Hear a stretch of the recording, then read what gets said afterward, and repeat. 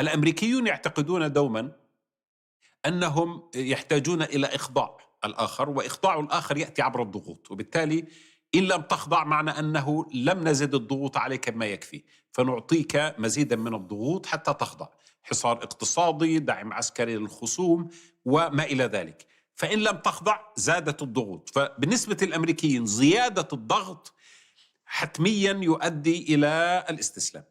بالنسبة للأطراف الأخرى خاصة ذات البعد التاريخي، زيادة الضغط تؤدي إلى الإهانة، والإهانة تستدعي المقاومة وتستدعي الثبات والصمود وتستدعي الصبر الاستراتيجي والصبر التاريخي، وهذا يؤدي إلى دورة نزاع طويلة الأمد.